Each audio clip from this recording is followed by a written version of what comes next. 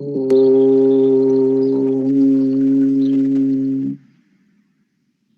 स्थापकाय च धर्मस्य सर्वधर्मस्वरूपिणे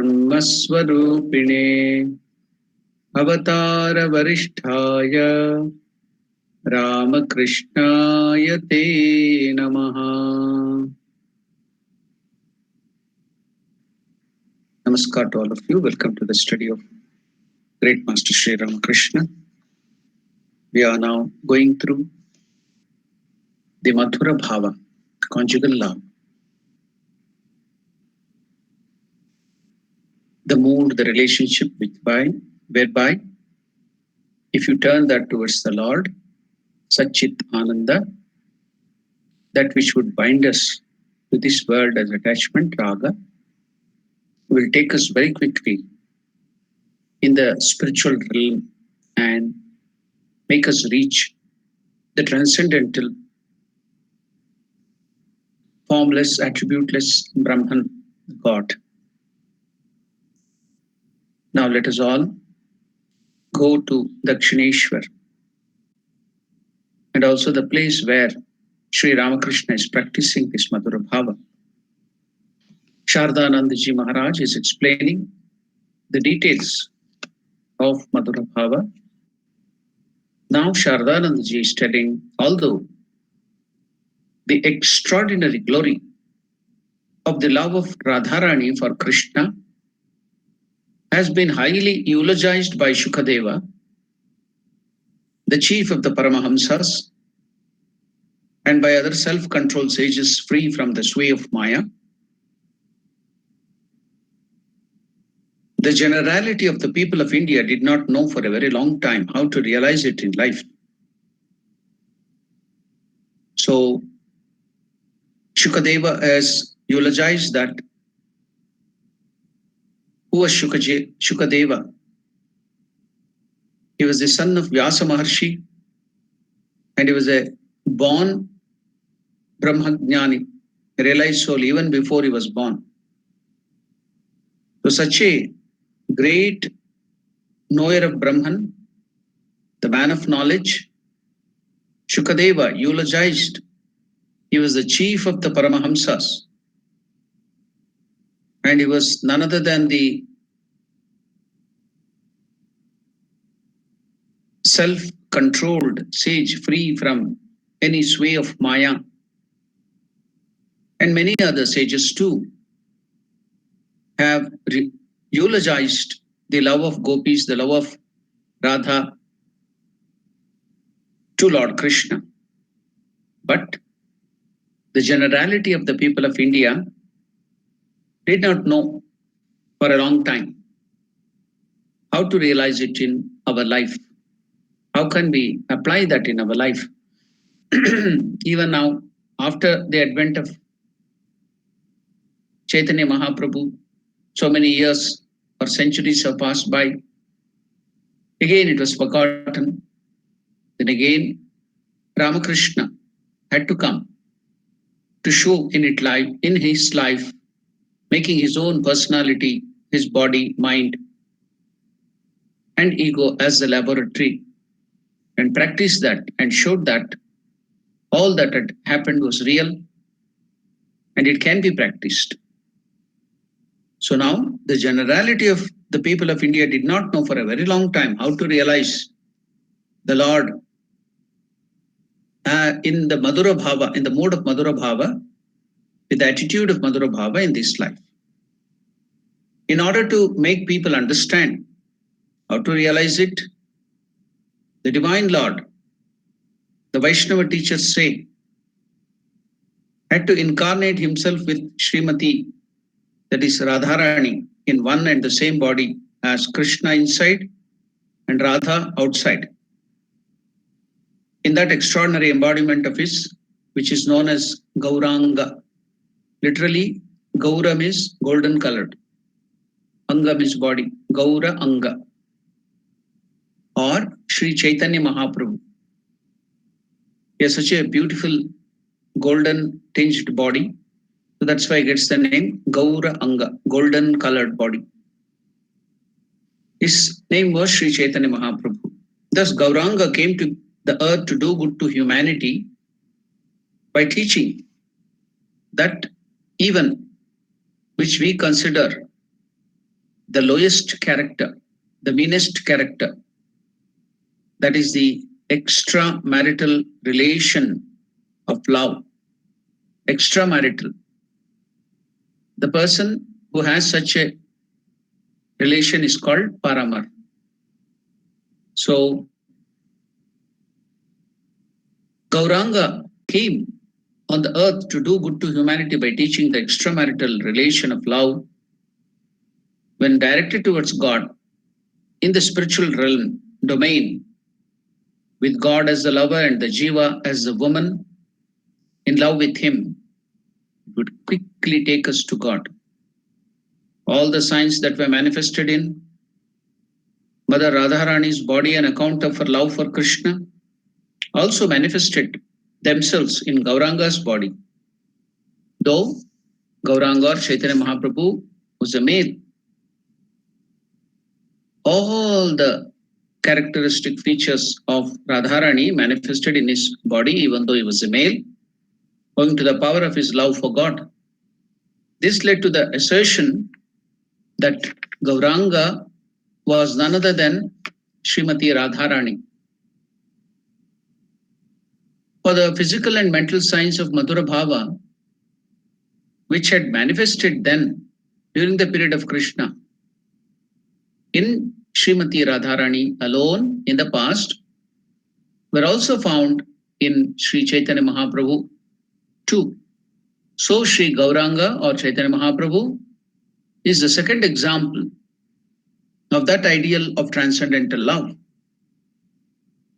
Thus, understanding that the attainment of the vision of Krishna was impossible. Now, Ramakrishna, while he was practicing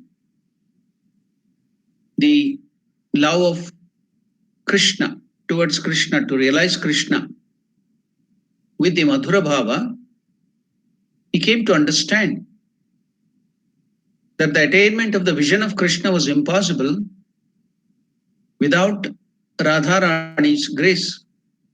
The master now applied himself thoroughly to gaining her favor.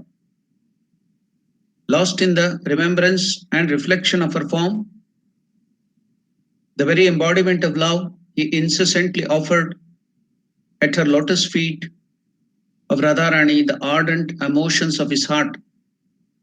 Consequently, he was very soon blessed with the vision of the holy form of Sri Radharani.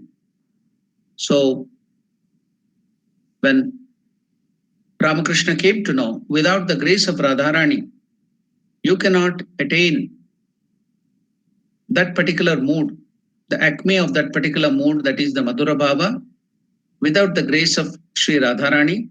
So what did Master do? He didn't waste his time.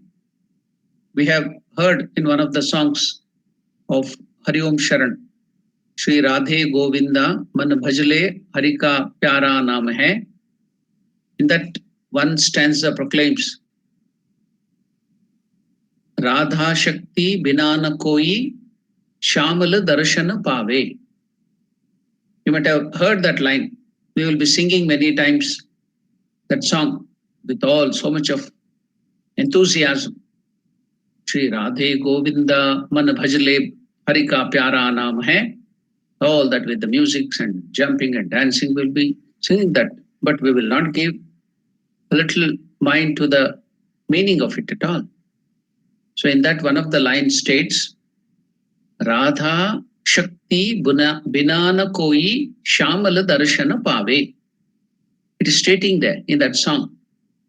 Without the grace, without the permission of Radharani, Shamala Darshana, the vision of Sri Krishna, cannot be had without her grace. Radha Shakti Binana Koi Shamala Darshana Pave. So that's why even if you go to Vrindavan now, they will be chanting only Radhe Radhe, no Krishna there at all. Name of Krishna is not chanted. She is the empress there in Vrindavan. So the name Radhe Radhe, even the blind man, the beggars, will be sitting there when you give alms to them, or while going, even if you don't give alms, they will not ask you, give money, give that, this, and they will just tell you, if they want something, they will tell Radhe, Radhe. So if you meet anybody in Vrindavan, the person will greet, like in South Africa, we all greet each other with Om Namo Narayanaya.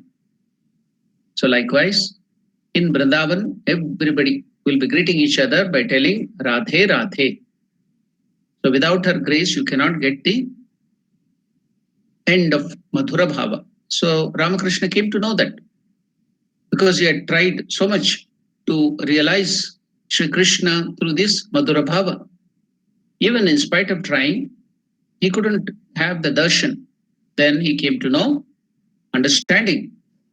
Thus, understanding that the attainment of the vision of Sri Krishna was impossible without Radharani's grace. The master now applied himself thoroughly to gaining her favor. Lost in the remembrance and reflection of a form, the very embodiment of love, he incessantly offered at her lotus feet the ardent emotions of his heart. Consequently, consequently, he was very soon blessed with the vision of the holy form of Mother Radha, devoid of the slightest tinge of lust. Devoid of the slightest tinge of lust. It is pure devotion. It is pure love for Lord Krishna, where there is not even the slightest tinge of lust. So we will have so much of desires. We are not free of the attitude of lust or desires in our mind while we are going to God. But that devotion, that love of Mother Radharani towards Lord Krishna was pure, so pure that it didn't have even the slightest tinge of lust. So how much pure it can be, you can see the purity. It is just love for love's sake, not for anything. All our love is for selfish ends, to gain something. Why does a husband love the wife, or the wife love the husband, or the children love the parents? Because they give them something. The father will earn money, the mother may earn money or cook food and serve the child. So until the father and mother are giving the money and serving the child will be loving the father and mother. Once they are old and they cannot, then their mind will go towards the other person, the wives and their children. They forget their father and mother, they send them to the old age home or keep them, making them unimportant in their life. So why? Because our mind is always sullied by either by the desires or the lust. So it's not pure. It looks as if it is love. But the moment something else, a selfish end comes, then we forget all those things. That's why here it is mentioned that Mother Radharani's love towards Krishna was love for love's sake, for nothing else. It is called Ahaituka Bhakti. What is meant by Hetu? It has some cause and effect relationship.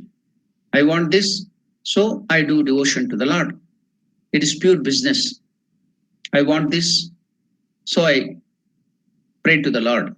I want that desire to be fulfilled, I pray to the Lord. So it is shopkeeping. So here, Mother Radharani's love towards Krishna was just for the sake of the wellness, well-being, and happiness of Krishna alone.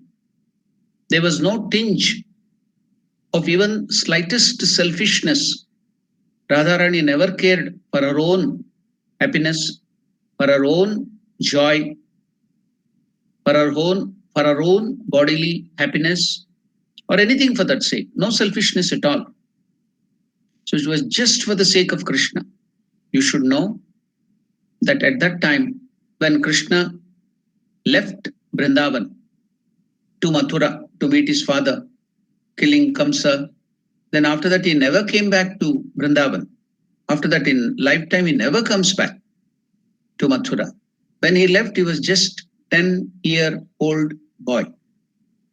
So when all this happened, the Rasa Leela and the love of the gopis, the love of the Radha towards Krishna.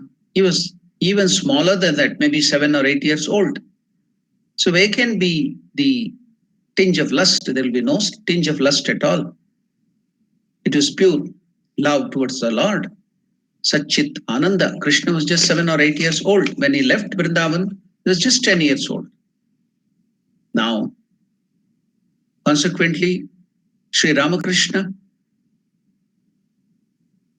he was very soon blessed with the vision of the holy form of Sri Radharani, devoid of the slightest tinge of lust.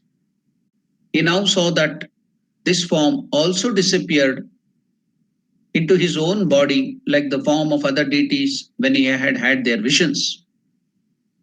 Now you can see when Mother Sita, while the end of the Dasya Bhava, had the vision of the Mother Sita's form also merged in Sri Ramakrishna. Every form, Lord Krishna's, the baby Krishna's, it was baby Rama's, while he did the sadhana of Vatsalya Bhava, everything merged in his body. So now, in the same fashion, after giving darshan, when he had the darshan, he now saw that this form of Mother Radharani also disappeared into his own body, like all other forms of other deities when he had their visions. Now, you can see here, Ramakrishna realized the deity goddess called Radharani. That means all the character which she stood for. Love of Krishna, love of Satchit Ananda, purely love for love's sake, no tinge of selfishness or lust. So that attitude, that ideal, that pure love for Krishna, forgetting everything, lajja, bhaya, the family pride, she had husband, children, so everything she gave up. You can see the same thing told by Lord Krishna in Bhagavad Gita. Sarva dharman parityajya mamekam sharanam vraja aham tvam sarva papebhyo mokshaishyami. Bhagavad Gita, Lord Krishna tells, Sarva dharman parityajya mamekam sharanam vraja. Giving up all the other paths of duties, that and this, so many other things, Sarva dharman parityajya mamekam sharanam vraja. Just surrender to me. I will remove all your sins and everything, and I'll give you perfect freedom. So you can see here Mother Radharani gave up all her duties and other things for the sake of Lord. Only at that time. Not for any other things. Lower things you can give up the duty for your family, husband, father and mother. But not that she gave up everything, but the love towards Lord Krishna was paramount. So you can see, invert the name, reverse the name Radha. Radha is the name. Reverse it. There are two words when you're telling it, repeating it for 10 times or 20 times, it becomes reversed. Radha, Radha, Radha, Dha. It becomes Dhara, Dhara, Dhara. Just like Ramakrishna used to tell, what is the essence of Gita? Go on, Bhagavad Gita. Go on repeating Gita 10 times. Gita, Gita, Gita becomes Ta, Gita, Gita, Gita. Tyaga, renunciation, detachment is the essence of Bhagavad Gita. Likewise, what is the essence of that name Radha? Radha, Radha, Radha, Dhara, Dhara. It becomes Dhara. What is the meaning of Dhara in Sanskrit? Dhara means continuous flow. Dhara, continuous flow. So, Mother Radharani's mind was continuously flowing towards Krishna. No breakage at all. Continuous flow. That is devotion. Continuous thought of Lord. No other thought. Ramakrishna tells in Gospel, there was one crow. It was repeating Ramanama. Rama, Rama, Rama, Rama. Nothing else. That crow was repeating only Ramanama. When I read that, that became my ideal. Repeating the name of the Lord continuously, no stoppage. Continuously, the japa given by the Guru should be repeated like that. I got inspiration from that crow. Ramakrishna gives the example of that crow in Gospel. It was repeating the name of Rama, Rama, Rama, Rama, Rama, Rama. It was thirsty. It wanted to drink water. But if you go and take a sip of water, then the Ramanama will be stopped. One Ramanama, when you take a sip of water, one Ramanama will stop. So it didn't want, it goes to the water to drink the water, the crow, then it comes back, it doesn't want to drink because Ramanama will stop. Ram, Ram. Again, it was hungry. It goes to take some food, then it comes back, it doesn't take food. Why? Because the repetition of Ramanama will stop.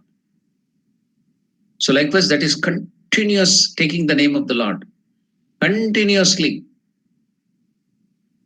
remembering God. It's much more than that, higher than that. Radharani, Radha, Dhara, continuous flow of mind. Just like Mother Sita, while sleeping there under that Ashokavana, in that Ashokavana, if anybody could see, it was just like a dead body. Nothing. Sita Mata was dead there. Hello, only thing was alive there was Ram. Ram Nam was going on. Ram. Continuous flow. So Radha means continuous flow. I'm just telling, the essence can be taken just like that. If Gita can be turned. Meaning of Radha will be something else too in Sanskrit. But I'm just giving the essence of it by reversing the name. Dhara. That was the ideal which she stood for. Continuous thought, continuous remembrance.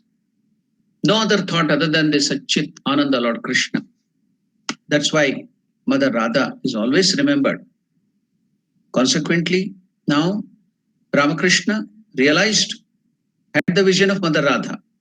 She gave her grace. What did she do afterwards? As all the other deities entered, merged in the form of Sri Ramakrishna, that form, that ideal of Sri Radharani also merged. That means Ramakrishna reached the highest ideal of Radharani. What is that ideal of Radharani which she stands for?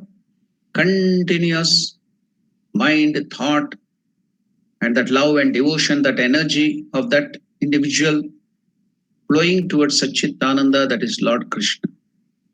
So Ramakrishna realized that too, reached the highest. That means he became one with that ideal, or Mother Radha came and merged in Sri Ramakrishna, or Ramakrishna raised himself, his personality, to the ideal of Mother Radharani, or Brahmavid Brahmaiva Bhavati, Ramakrishna became Radharani himself. So that form of Radharani merged in Sri Ramakrishna. So that's why you can see why they call Sarva Deva Devi Swarupa Sri Ramakrishna. I showed earlier too Ganesha Swarupa Sri Ramakrishna, Bala Ramachandra Swarupa Sri Ramakrishna, Kali Swarupa Sri Ramakrishna, Shiva Swarupa Sri Ramakrishna,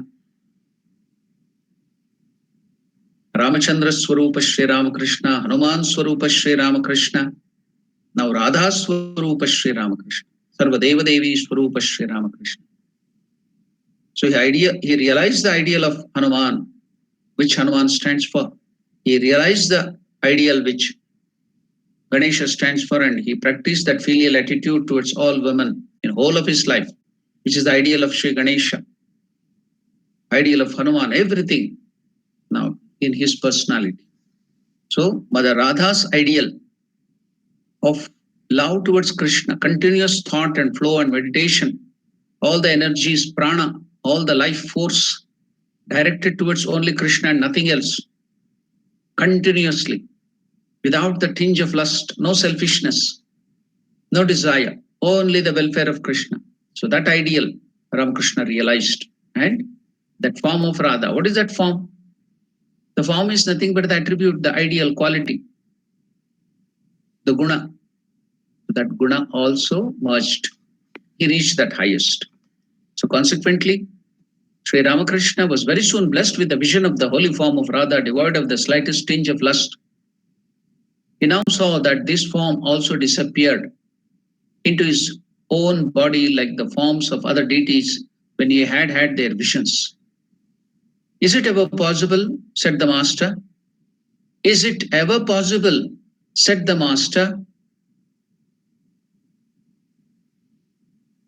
to describe the glory of Mother Radharani? Ramakrishna, after having the vision of Mother Radharani, is telling, is it ever possible to describe the glory of Mother Radharani and the sweetness of that incomparable, pure, bright form of Radharani? So he's describing when he had the vision of Mother Radharani, how did Mother Radharani look? Is it ever possible to describe the glory, the Mahima, the greatness of Mother Radharani and the sweetness of that incomparable, pure, bright form of Mother Radharani, who renounced her all, not that word, who renounced her all, Sarvadharman Parityajya, who renounced her all for the love of Lord Krishna. The splendor of her body, the color, the bright light of her body. Sri Ramakrishna, when he had the vision, is telling that how did Mother Radharani look? How was her skin? How was the beauty? Just like I used to tell about, it is not I am telling that, but it is that fact I am telling. Lord Shiva's body glowed, or the skin was like that of the camphor, whiteness of the camphor or molten silver. It is not camphor, it is just like, it's much, much more beautiful than that. But we have to give some comparison, isn't it? In relation to something, we have to compare. We know the white, brightest, very good looking is camphor or silver. So Shiva's body is like that. Krishna's body is like this, dark like the clouds, rain clouds. It was dark black in color. Rama's color was that Nadara Durva Shamala, just like the tender blade of grass. So Divine Mother's body color was like that. Gauranga's, Chaitanya Mahaprabhu's body was like that of gold. So like that, here Sri Ramakrishna is telling, he had the vision of Mother Radharani. So how was that splendor of her body or that skin or that feature? The splendor of her body was bright yellow.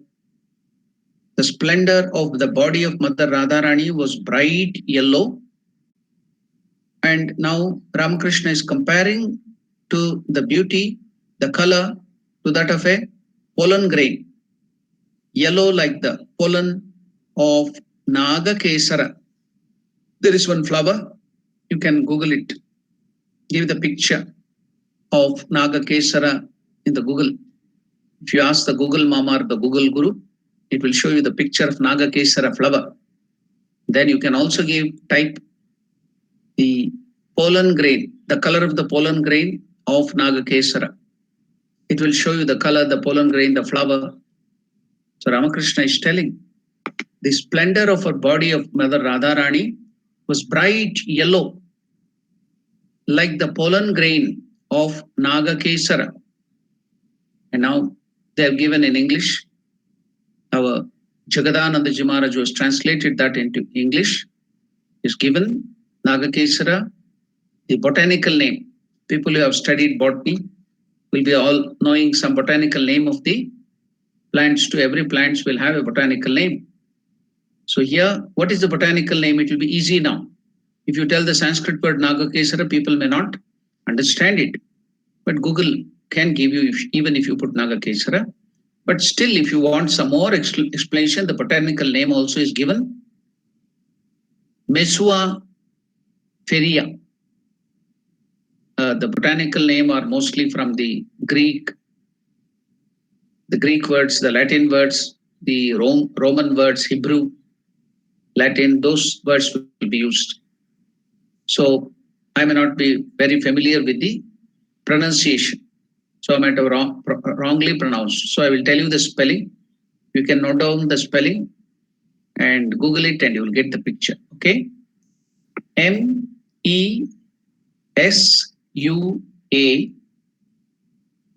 So that is one word. the next word is botanical name, the species, the other things, everything will be given in that form. So Ferrera.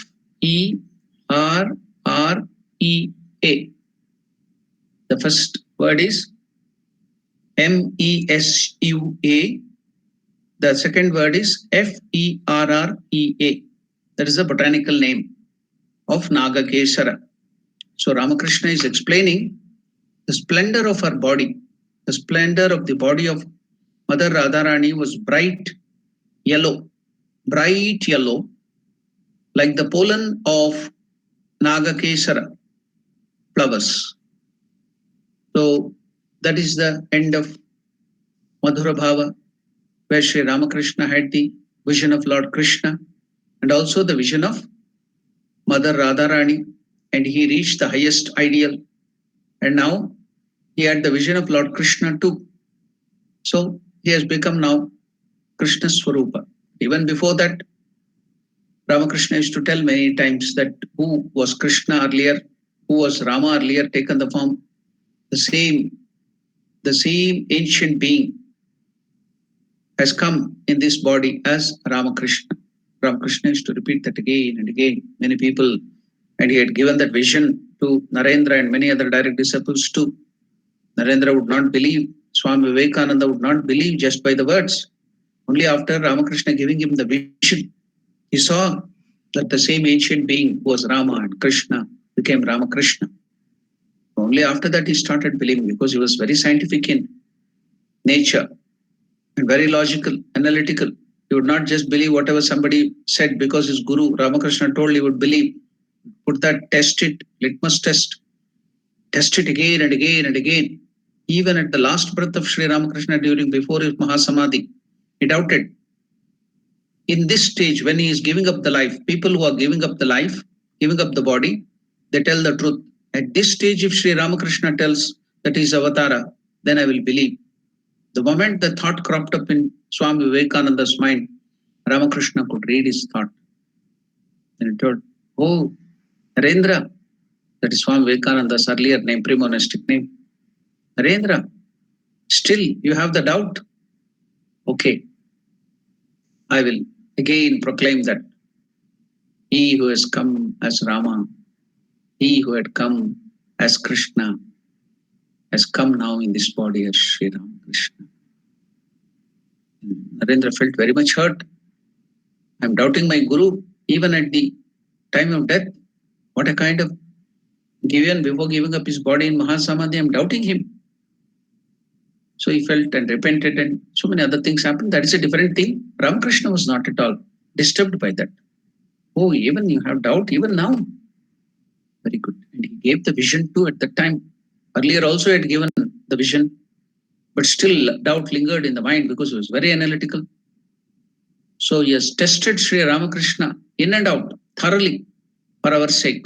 You need not test, you can just accept, because Narendra has accepted means you can just simply accept. So Ramakrishna reached that he had realized Krishna, because he was himself Krishna, through the help of the Madhura Bhava. Then finally he came to the same result, Satchit Ananda. It will take you to the same goal, that is formless, attributeless, Parabrahman consciousness. All the forms will lead you to the same goal. So now we'll proceed forward in the life, spiritual aspirant's life of Sri Ramakrishna. So Chaitanya Mahaprabhu took up that sadhana and maintained that Madhura Bhava. Whole of his life he practiced that. He did his avatar. But here, Ramakrishna, so many different spiritual practices. He did it in his life and realized within a few very short time. Many people can ask, like earlier avatars, Ramakrishna didn't bring any weapons like Sudarshana Chakra or Gada, because he was from, Gada means the mace, Gadhe or Gadha, not the Hindi. It is Gada. In Hindi, Gadha means donkey. But in Sanskrit, Gade or Gada is the mace, the weapon mace. Gadadhara. That's why Lord Narayana is called Gadadhara. So if one Mahaprana varies, then it becomes a different meaning. So Ramakrishna didn't bring the bow and arrow, sword, or anything like that. He looks very simple. He even wears very simple clothes, no golden ornaments, no thrones, no splendor outside splendor. His dress is also very slim, simple. So how can you understand that is an avatara? Is the avatar of the God. So the extraordinary qualities, the extraordinary feat which Chaitanya Mahaprabhu as an avatar could do, take up only one attitude at the most, Shanta Bhava and Dasya Bhava, and the Madhura Bhava, and realize in his life, Ramakrishna, not only Shanta Bhava, Madhura Bhava, all the Pancha Bhavas, the attitudes in the Tantra sadhanas, attitude of the other Western countries or any other religion of other this thing, everything he realized in the short span of life. He could get it just in few days. So the extraordinary feat, the extraordinary strength of his mind, purity of his mind, goes to prove that he's an avatar. So no external splendor, it was all internal splendor. So now, from now on, the master began to realize himself as, now on, after this, Sri Ramakrishna now began to realize himself as Srimati Radharani in ecstasy. So now after that, he could feel that he has become one with Mother Radharani, Srimati in ecstasy. From now on, Sri Ramakrishna began to realize himself as Srimati or Radharani in ecstasy. He completely lost the consciousness of his separate existence. Again, the acme, the highest goal of spiritual life, is destroying our ego completely. My individuality is to be destroyed. That is a goal of spiritual life. Ego, selfishness to be destroyed. Perfect self-abnegation. I've told that n number of times that the goal, the basic foundation of spiritual life is removal of ego. So don't develop your ego more, be egoistic. Give up that ego. Otherwise, you are not even taken a step forward in spiritual life. You might be claiming you are a great disciple of such and such.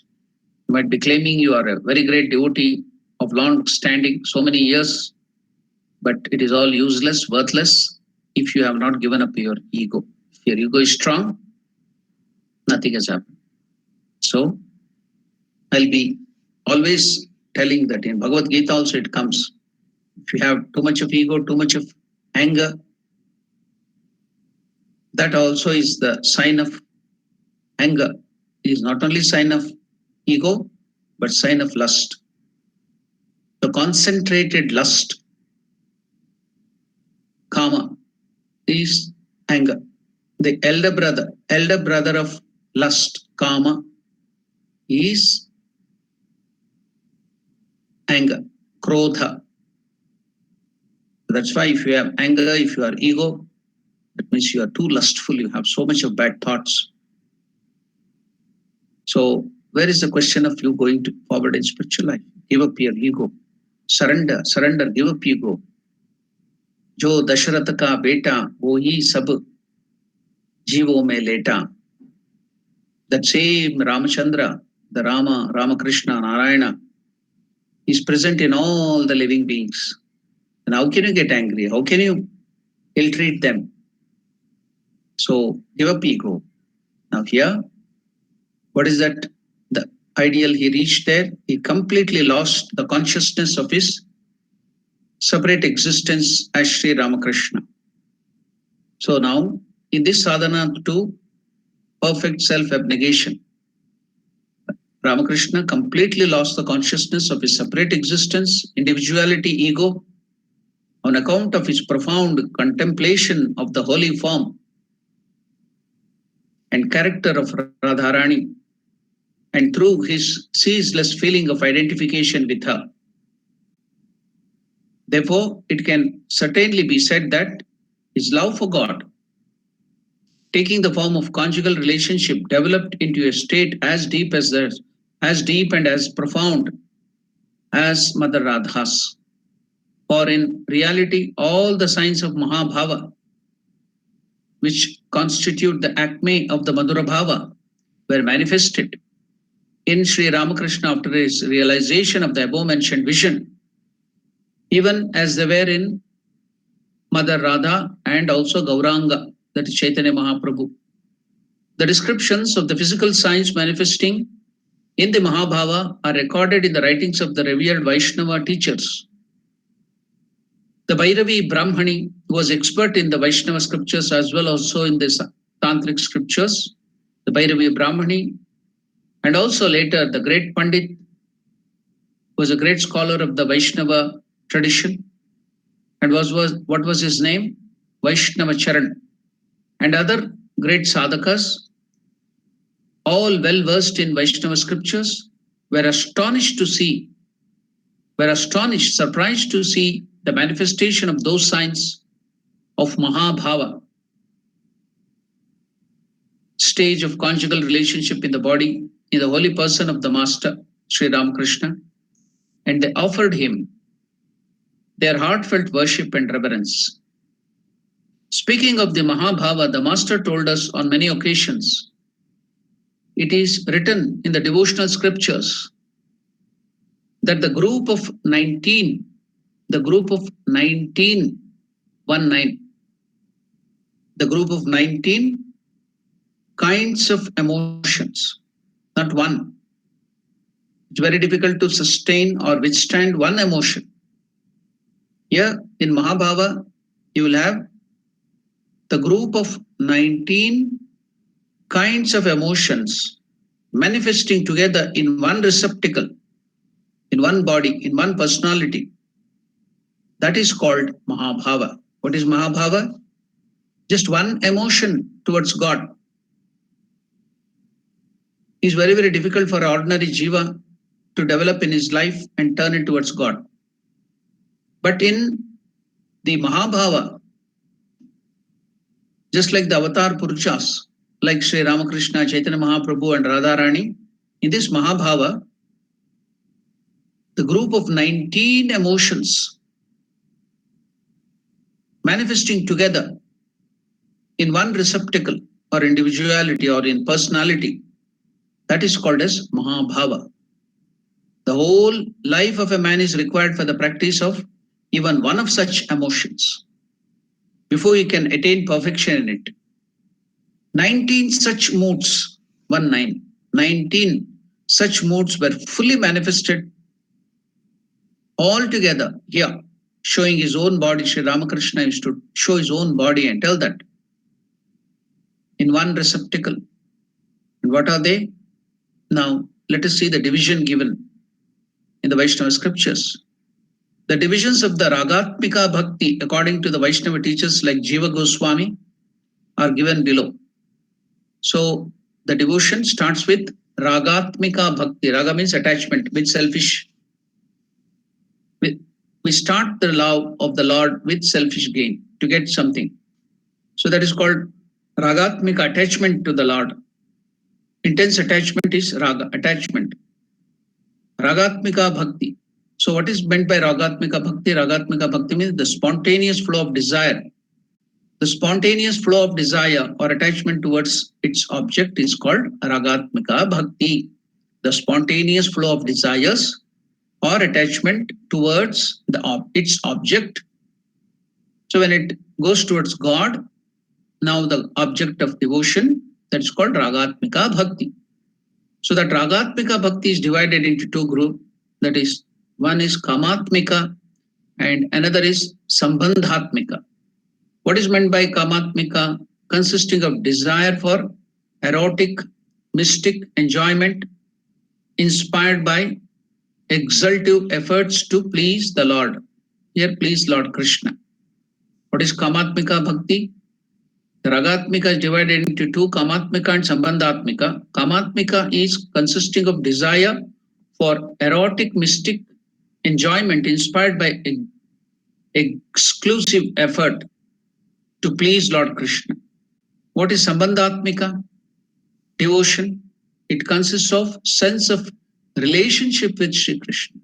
So these are the two divisions in Ragatmika Bhakti, Kamatmika Bhakti and Sambandhatmika.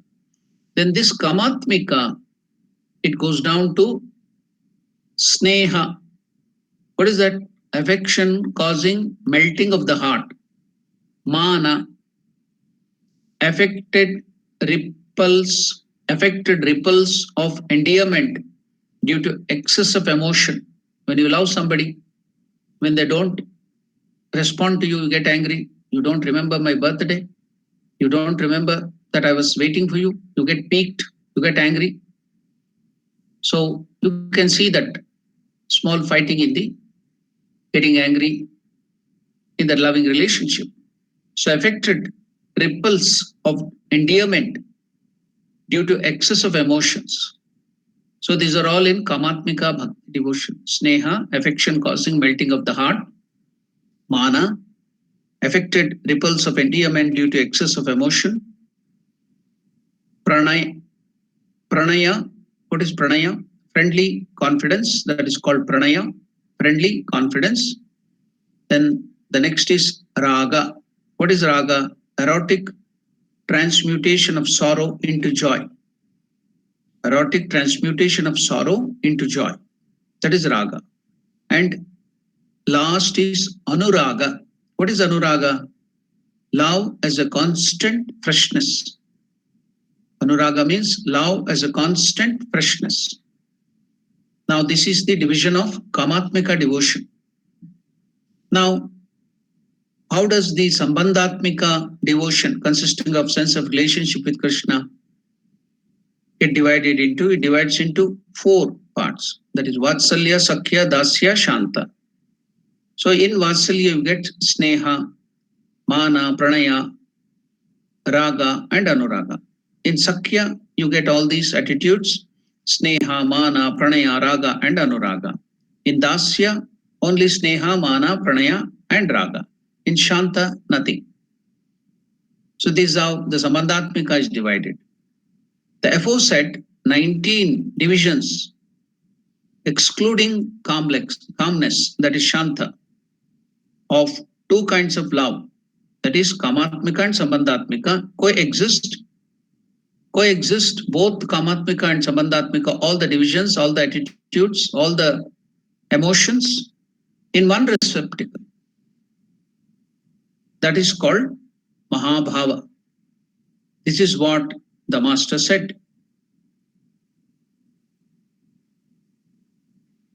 So now we have learned what is meant by the manifestation of Mahabhava. The 19 such moods were fully manifested altogether here, showing his own body. Sri Ramakrishna used to tell in this receptacle.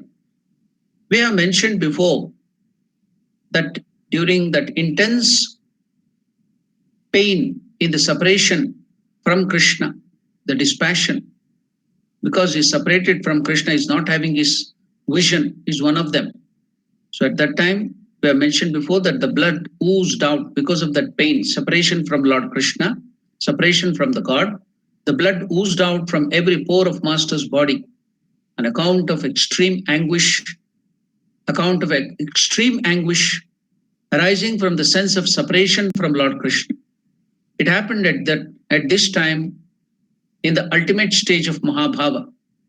He became so much absorbed in the constant thought of himself as a woman that he could not look upon himself as one of the other sex, even in a dream. So at that time, he was completely lost his own identity as a male. That ego as a male was completely lost. And even in the dream, he couldn't think of himself as a man. He was completely identified with the idea of woman, that he could not even not look upon himself as one of the other sex, even in a dream. His body and senses function naturally. His body and senses function naturally like those of a woman. The Vedanta teaches that it is the mind of the man. You get your body. The bodily features will be because of our mind. Why do they call in English, face is the index of mind? Like that, all of our body, the whole of our body is formed. The feature of our body can show what our mind is. So the desire, the nature, the quality of the mind is expressed in the form of mind. body, the features of the body. The features, the quality of the mind is expressed in the form of our body. The Vedanta teaches that it is the mind of the man that has created his body in its present form. Why? That every individual face differs, not one face, this whole creation or one body is similar. Everything is dissimilar. Everything is separate. Millions and billions and billions of human beings, not one alike. Everything is changed. Maybe even if you clone, there will be some change. After cloning also, there may be some change. Why? Because the Vedanta teaches that it is the mind of the man, the character, the quality of the man, mind, that has created this body in its present form. That's why you can see variations. So many different varieties. The same family, they will be born. Even the twins, identical twins. You may tell they are identical. I have observed so many identical twins, but there will be difference. Even in the identical twins, it will be dissimilar. They may be very, very similar, but there will be dissimilarities. Why? Because of the nature, because of the character. So, and that it is reforming it every moment. The mind is reforming the body. The features of the body will be changing every moment of his life by decomposing and recomposing it through the functioning of the intense desire. Why is it happening? Why do we do the work? Why is all this changing? We do work, even an animal, a dog will get up and go because of desire. It wants something. So why do we work? Why do we do any work? Because of desire. So the desire is converted into will, and the will is converted into action. Whatever action we do is because we have some desire in our mind. Without desire, there will be no action. Come on, just go on thinking and see whether you can do anything without the desire. Only when your mind desires, even I lifted my hand or did like this, everything, the facial feature, my raising my brows, talking, animation is because of my desire. I want to express something. The desire of the mind is making that. So everything is because of the desire of the mind.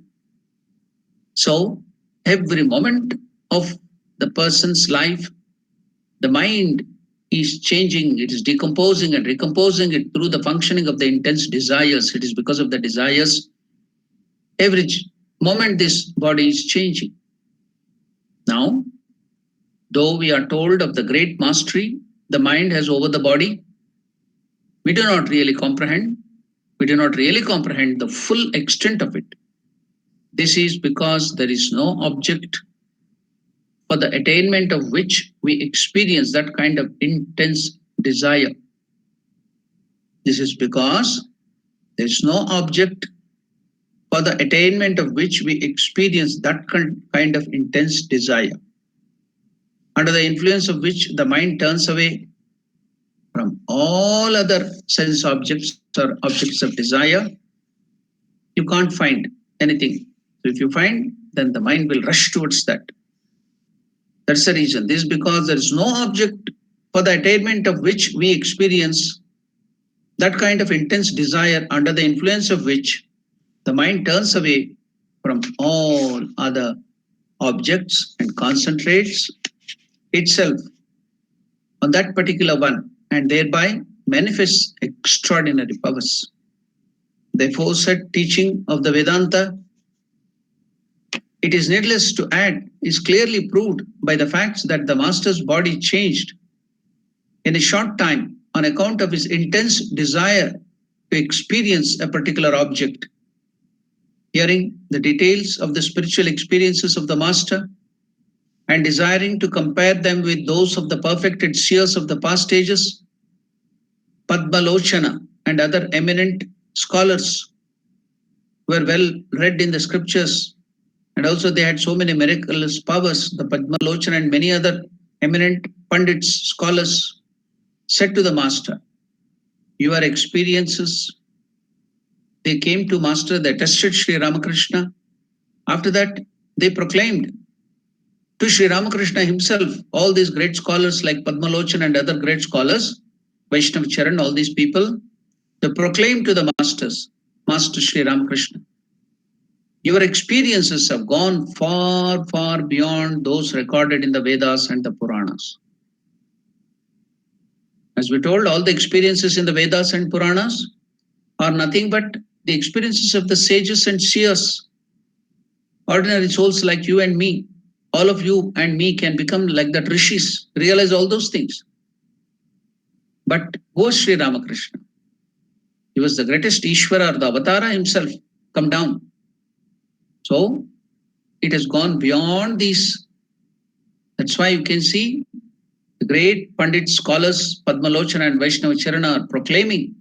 They told to Master himself, your experiences, the spiritual experiences which you have, your experiences have gone far beyond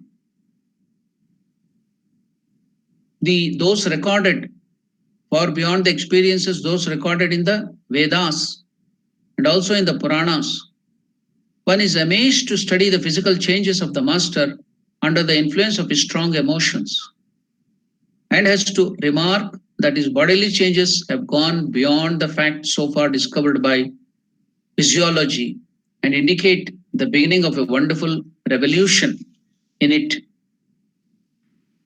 So many bodily changes happened in Sri Ramakrishna at that time. Whatever his mind took up in that spiritual sadhana, accordingly, his body started changing because the desire was so intense, because his mind was so pure and so perfect and so full of energy. Whatever it would take up, the desire to realize God in that particular attitude, so it would change his whole body, just like in the attitude of Dasya Bhava while he was practicing, like that of Hanuman. He became like Hanuman. Even tail started growing. Likewise, even during Madhura Bhava, he completely became a woman, even physically. As the master's awareness of God as husband became perfected and intensified, he experienced in the above mentioned way the grace of Mother Radharani, the Supreme Lady of Vraja, and was finally blessed shortly after with the holy vision of Lord Krishna. The embodiment of pure existence, knowledge, bliss, the holy vision of Krishna was blessed. Sri Ramakrishna got that by the grace of Mother Radharani. The embodiment of pure existence, knowledge, bliss, Satchit Ananda. This form of Krishna, realized in the vision also united. It also united with this holy person, like all other forms seen before. Krishna Swarupa Sri Ramakrishna. Totapuri, the Paramahamsa, came 2 or 3 months after the master had had that vision and engaged him in the discipline of non-dual spiritual mode well known in the Vedanta. Perfect in the practice of the Madhura Bhava, the highest in the devotional, scriptural teachings. Madhura Bhava is the highest devotional attitude. So after realizing that, after 2 or 3 months, Totapuri came, and then Ramakrishna took up the Vedanta practice, the Advaita, the formless, the attributeless. The Lord Totapuri, the Paramahamsa, came 2 or 3 months after Master had had the vision and engaged him in the discipline of the non-dual spiritual mood well known in the Vedanta. Perfect in the practice of Madhura Bhava, the Master was, it is clear, enjoying divine bliss in that mood for a short period. We have heard from the Master himself that at that time, he lost himself completely in the thought of Sri Krishna, and sometimes regarded himself as Lord Krishna himself, and regarded all beings from Brahma. There is a creator Brahma. It is post. Up till then it is post. After that it is Ishvara, the highest Godhead.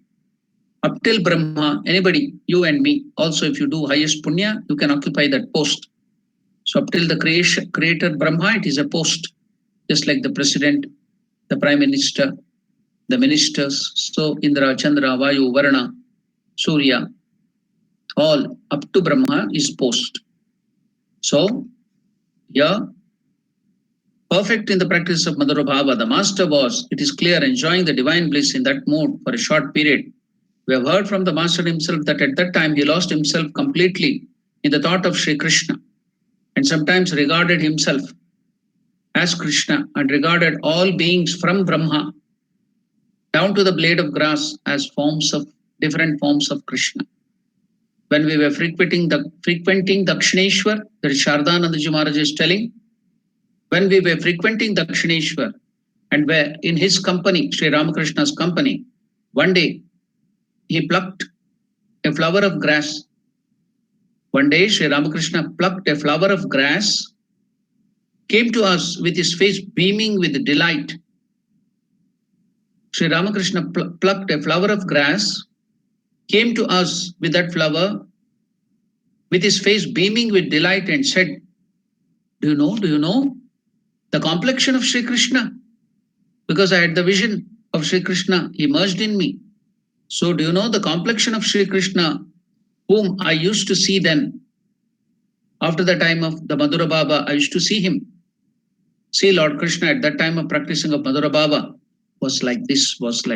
He bought that flower. Sri Ramakrishna bought the flower of that grass. When we were frequenting Dakshineshwar, Shardanandaji Maharaj is telling, and were in his company, in Ramakrishna's company, one day he plucked the flower of grass, came to us with his face beaming with delight and said, the complex of Sri Krishna, the skin color of Sri Krishna, whom I used to see. Then, at the time of practicing Madhura Bhava, I used to see Lord Krishna, his body color, his complexion of the skin was like this.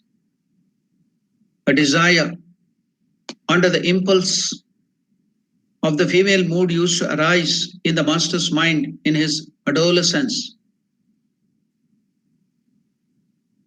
A desire under the impulse of the female mood used to arise in master's mind in his adolescence before he left Kamarpukur for Calcutta. Knowing that the gopis of Raja and Krishna, the embodiment of pure existence, knowledge, bliss as their spiritual husband,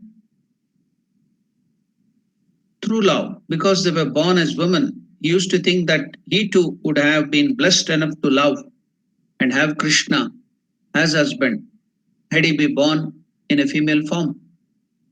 Considering his male body to be an obstacle to his attainment of Krishna, he then imagined that were he to be born again, he would become a beautiful child widow.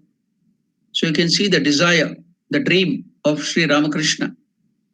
So if he had another life, he would become a beautiful child widow with long hairs in a Brahmana family and would not know anyone except Krishna as husband.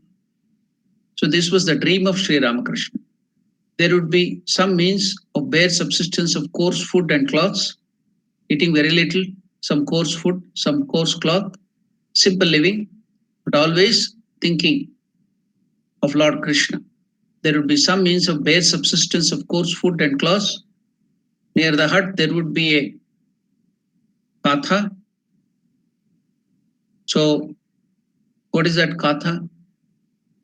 That is 0.016 acre of land, the land.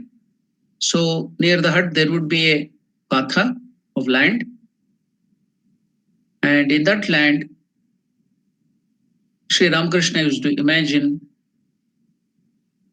there would be a katha or two of land where she would produce with her own hands some greens and vegetables for her own use.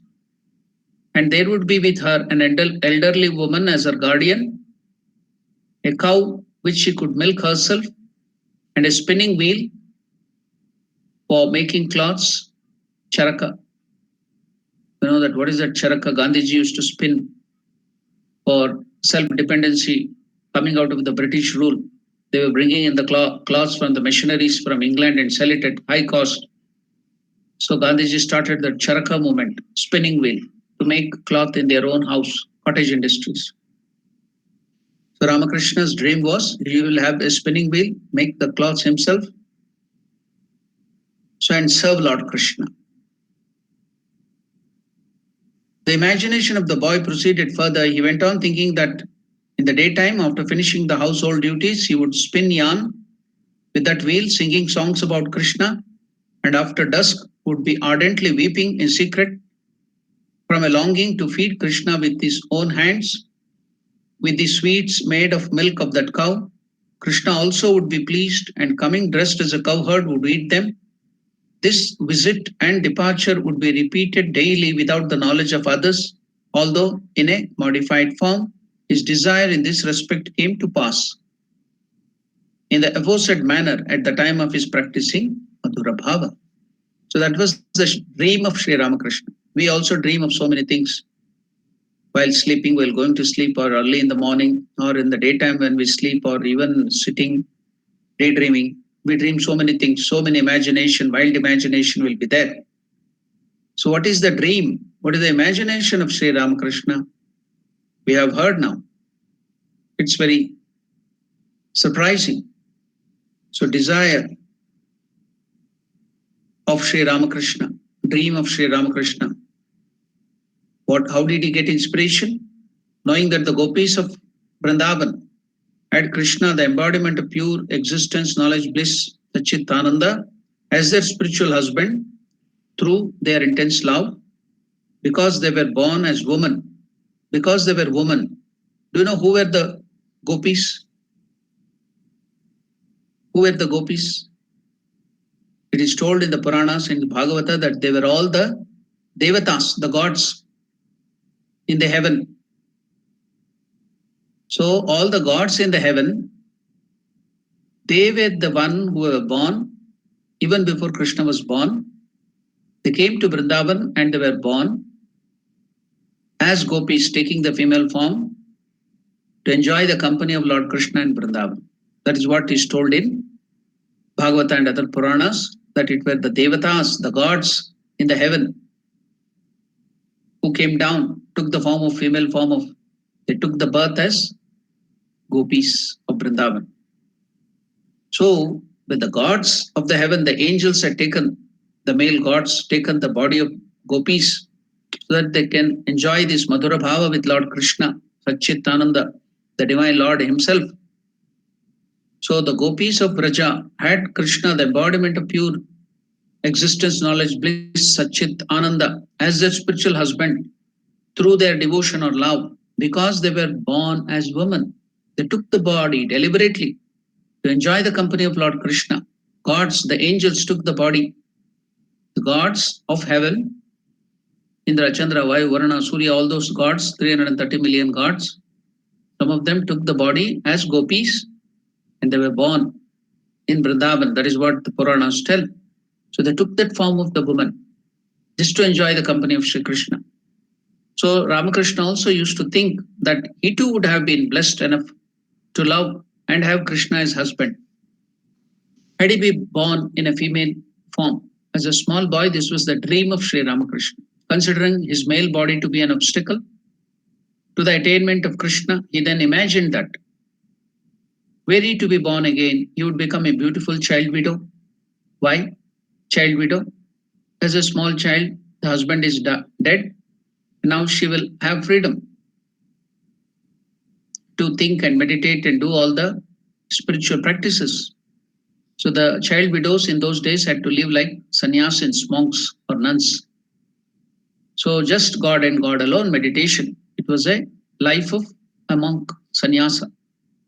So he was dreaming that he would be like a child widow with long hair in a Brahmana family, because all the culture of devotion, everything will be there, and would not know anyone except Krishna as husband.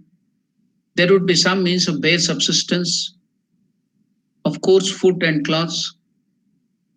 Then near the hut there would be a katha or two of land. I told you what is katha, the small plot of land, wherein she would produce in her own hands some greens and vegetables for her own use.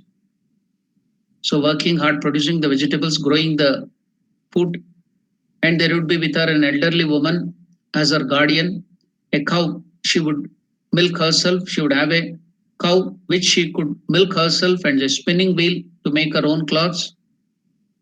So the imagination of this Gadadhar boy, Ramakrishna, when he was a boy, proceeded further. He went on thinking that in the daytime, after finishing the household duties, she would spin yarn with the wheel, singing songs about Lord Krishna, and after dusk would be ardently weeping in secret for the longing, from the longing of to feed Krishna with her own hands, with the sweets made of milk of that cow.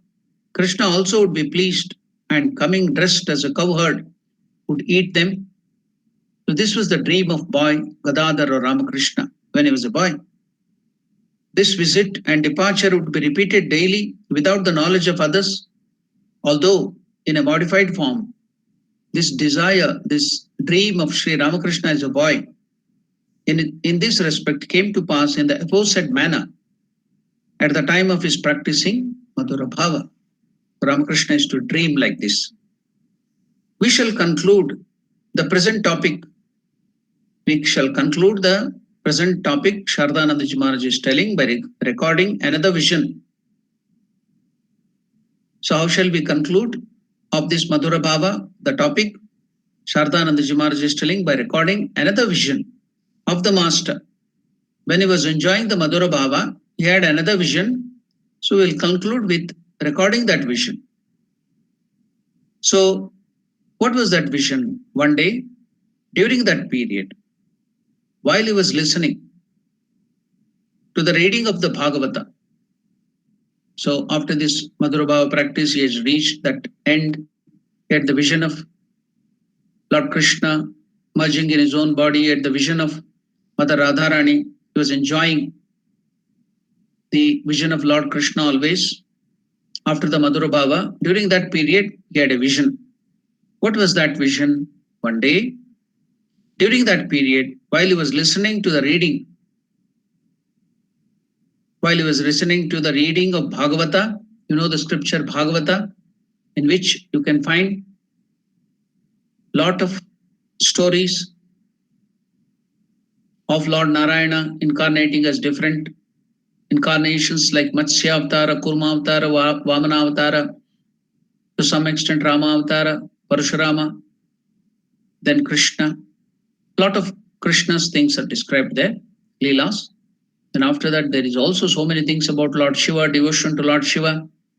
Lord Shiva is eulogized highly there. So many things of Shiva also comes in Bhagavata. We all have a wrong knowledge, and some people also, some sectarian knowledge people tell that Bhagavata is telling only about Krishna.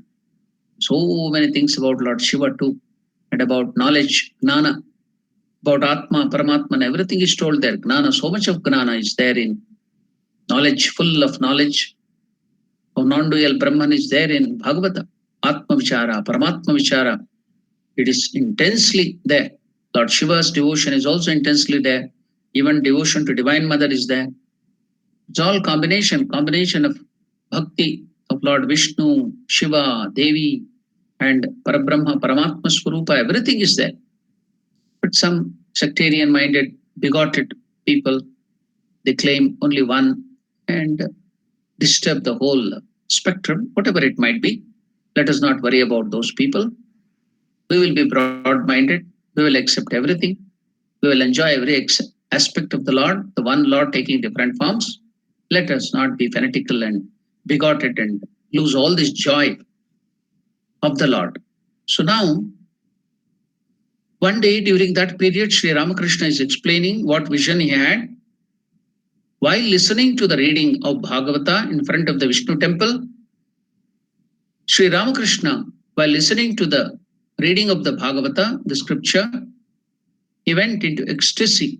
He went to that samadhi and had the vision of Sri Krishna, Krishna's luminous form. He had the vision of Sri Krishna's luminous form. He saw that a beam of light, he saw after having the vision of Sri Krishna's luminous form, what happened next? In that ecstasy, he saw that a beam of light like a cord, a beam of light like a cord, you know cord, came out of his lotus feet. A beam of light like that of a cord came out of his lotus feet and touched the book Bhagavata. So it touched the book Bhagavata. That beam of light, like a cord, came out of the feet of Sri Krishna and touched the book Bhagavata, whence it touched the master's heart and remained simultaneously touching all the three of them for some time. Again, I will tell that vision. While the Bhagavata Purana was being read in front of the Vishnu temple, Ramakrishna went into ecstasy and had the vision of Sri Krishna's luminous form. He saw that a beam of light, like a cord, came out of his lotus feet and touched the book Bhagavata, whence it touched the master's heart and remained simultaneously touching all the three of them for some time. The beam of light proceeding from the feet of Lord Krishna, touching Sri Krishna, touching the Bhagavata, that is the scripture, and the heart of Sri Ramakrishna.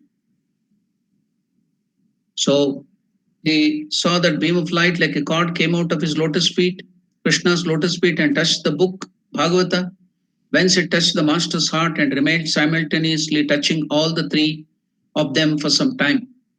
There arose from that vision the firm conviction. After that vision, why did Sri Ramakrishna get that vision? After that vision, there arose in the mind of Sri Ramakrishna the firm conviction. What is the firm conviction which Sri Ramakrishna got by this vision? There arose from that vision the firm conviction in his mind that although the three are different, that is Bhagavan, Lord Krishna, Bhagavata, scripture, all the scriptures, the Lord, irrespective of whichever form, whether Krishna, Shiva, Durga, so the Lord, then the scriptures, Vedas, Bhagavata, Bhagavad Gita, Upanishads, everything. So the Lord, the scriptures, and the devotee. We are all the devotees. All the devotees. So the Lord, the scriptures, and the devotee. So what did Sri Ramakrishna get the conviction of after the vision? He got the firm conviction after the vision in his mind that although these three, the scripture, the Lord, and the devotee, appear as different entities, they are one and the same thing. In other words, they are the manifestation of the same reality. The three, the Bhagavata represent the scriptures, the Bhakta, the devotees, all the devotees, and the Bhagavan, the divine Lord, any God for that sake, are one, and one is the three. So Ramakrishna got the firm conviction, it is one, and the three are one. The Lord, the expression of the Lord, the devotee, all the devotees, and the scriptures are one and the same. So after this vision, Ramakrishna had that firm conviction. So what should we learn from this vision and the firm conviction? Is as devotees, we should learn all the devotees are nothing but the Lord himself. All the scriptures of the Lord are nothing but the manifestation of the Lord. All the different forms of the gods and goddesses are nothing but the one expression of Parabrahma Swarupa, Satchit Ananda, infinite, formless, attributeless, one Satchit Ananda, one without second. So the Lord, the devotees, and the scriptures are connected by that cord of light. They are one and all the three, though looking different, are different manifestation of that one Lord. So what did we learn? Yeah, we understood the vision. We got some intellectual conviction. How to put that into practice? So we have to revere all the scriptures and have faith in them and understand them as the expression, manifestation of the Lord himself. The different gods and forms of gods and goddesses are the same manifestation of the one Lord Satchitananda, consciousness, pure consciousness. And all the devotees, all the living beings, all the devotees are also the manifestation of the same Lord. So you cannot ill-treat. That's why in Kabir Das, that song, as I told you, Ghungatka Patakolare, remove the wheel of that ghungat covering on the head, on the eyes of the face. The woman in India in olden days, they used to cover the face. That is called ghungat. Ghungatika, that for all the human beings, Kabir Das is telling, the wheel of ignorance, open that. Ghungatika patakolare, to he Rama milenge. Ghata ghata ramata Rama Ramaya. In all the living beings, that same Lord exists. Ghata ghata ramata in all the living beings. Ghata means pot or all the living beings. In all the body. Body is called pot compared to the pot. Ghata ghata ramata Rama Ramaya. Katuku vachana matu bol. Do not utter harsh words. Do not ill-treat people. Do not trouble people, even in your thought, mind, and words. How crude we are, how rude we are, how ill-treating and using harsh words and scolding and bad behavior towards all other people. And we call ourselves devotees. We call ourselves devotees of Sri Ramakrishna after having the vision, knowing what Sri Ramakrishna is telling. All the devotees, all the people, jivas are the manifestation. Gata Gata Ramata. In all the living beings, the Lord exists. Rama Ramaya Katuku Vachana Matubol.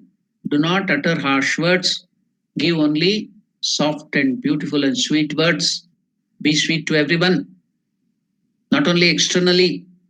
Externally, you may do some stunts showing sweetness, but internally, you may be spewing poison. Not that, not even that. Katuku Vachana Matubol. Katuku is harsh. Ghata Ghata Ramata Rama Ramaya. It is the same Lord who is existing in every devotee, in every living being. The scriptures, Ramakrishna had that firm conviction due to that vision that God connected the Lord, the devotee, and the Bhagavata, the scriptures.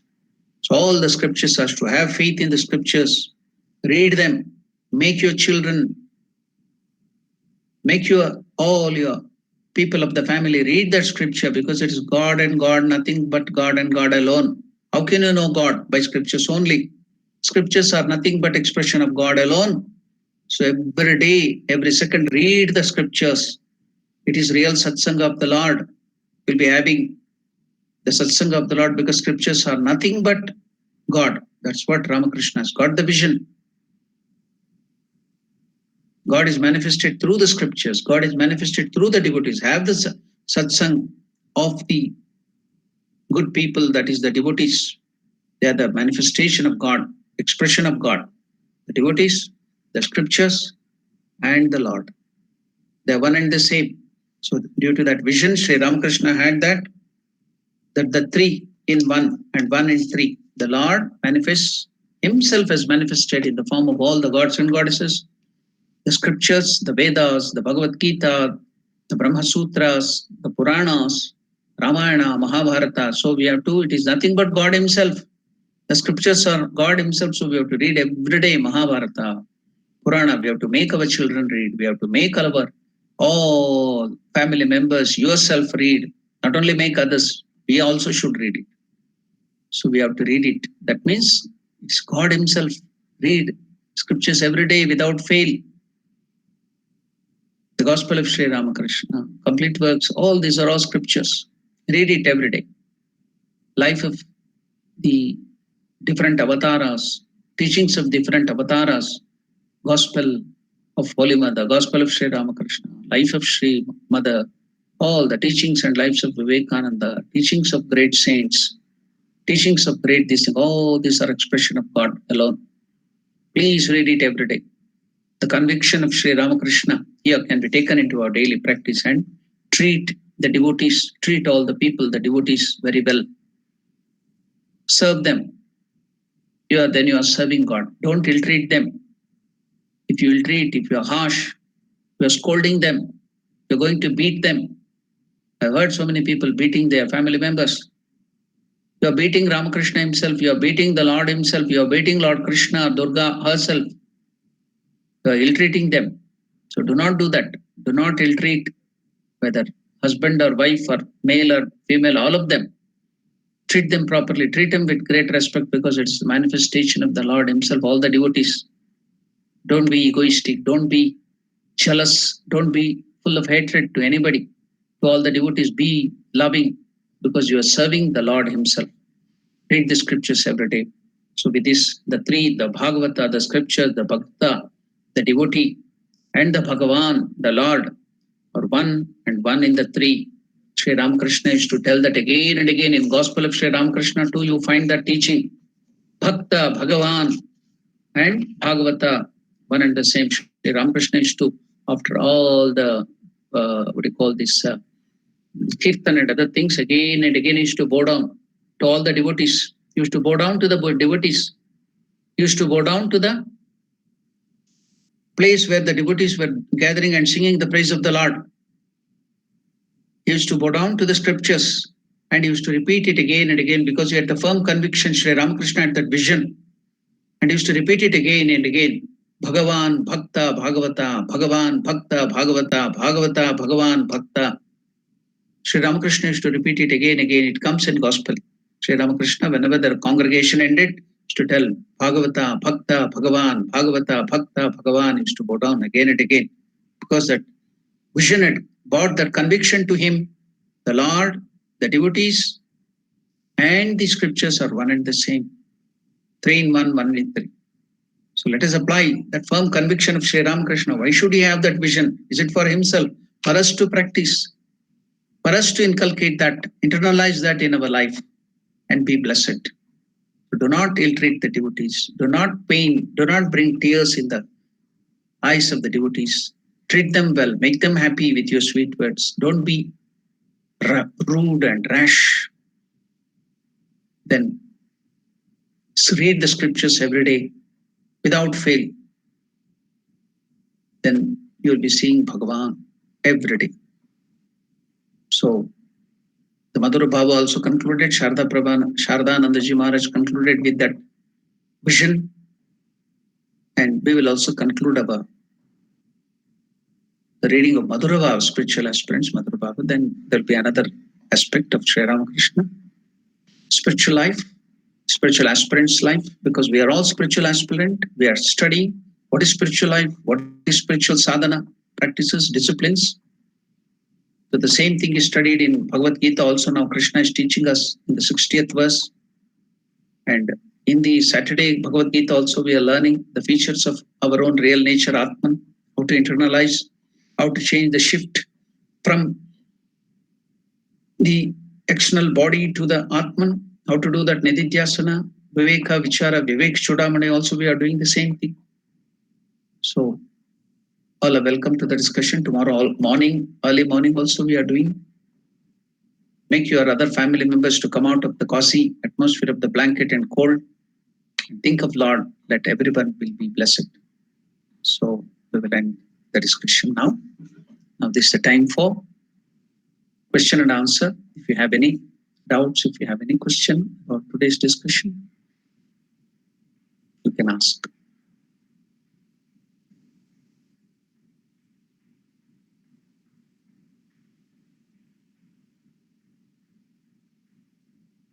Any questions, any doubts, please you can ask now. Today is Sunday. We'll have much more time.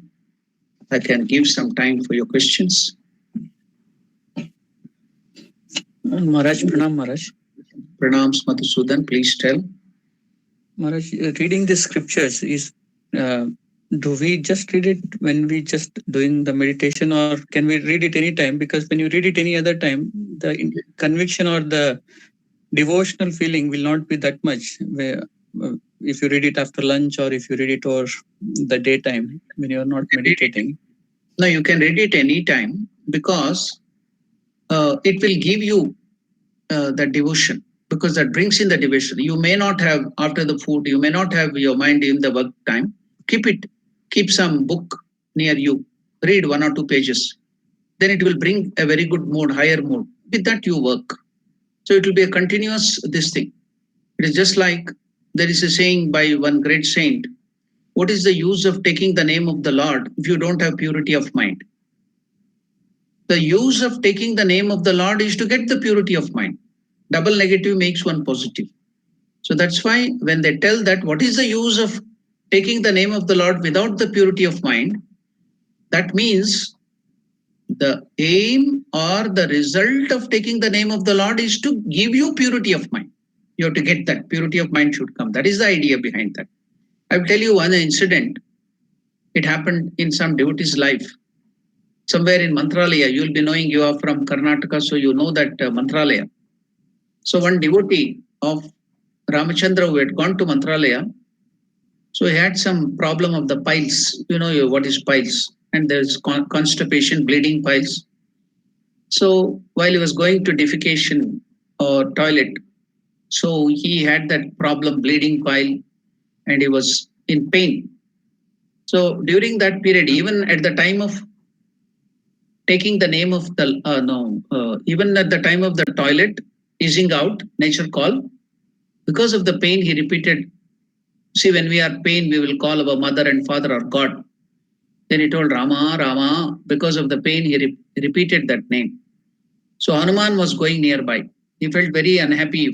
He felt very angry with that devotee.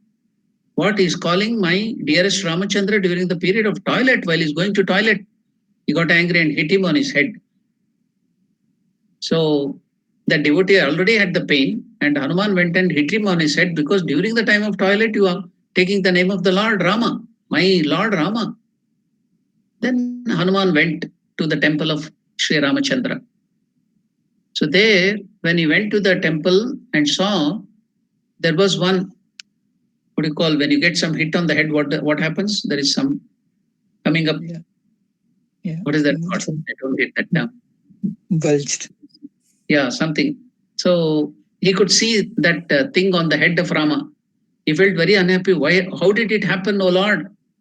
And Ramachandra told, you did it. It's you who did it.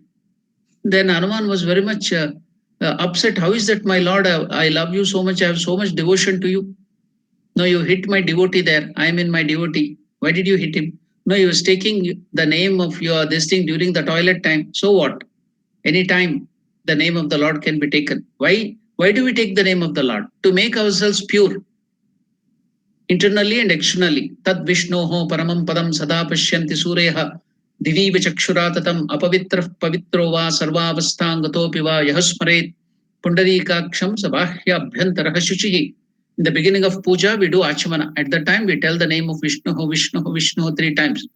Then the mantra is told, if you take the name of the Lord, whether you are pure or impure, whether you are in any state for that sake, waking, dreaming, sleeping, if you take the name of the Lord, you will become purified internally and externally. So for the purification of the mind, we take the name of the Lord, we read the scriptures. So you can do anytime, anywhere. So by that incident, the Lord has told, even while you are doing the worst of the condition, is that while you are going to the toilet, you feel you are impure. So Ramachandra told, my devotee was taking the name of the law, my name, even at that time. Why are you jealous of that? That will make him pure. So you hit him. So I too got that. You hit my devotee. 2 things are explained here. I exist in devotee, and any time you can read scriptures, anytime you can think of Lord, because it is all purifying. It will purify. I think I have answered your question, Madhu. Yes, Maharaj. Thank you, Maharaj. Thank you. Any other questions? Any other doubts?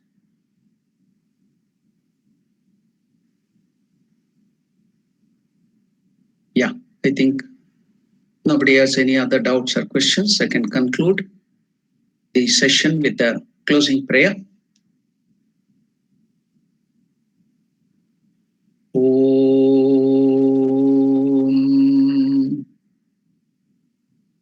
Priyatam Pundarikakshaha Sarvayagneshwaro Harihi Tasmin Tushte Jagat Tushtam Prenite Prenitam Jagat Harihi Om Tat Sat Shri Ramakrishna Arpanamastu.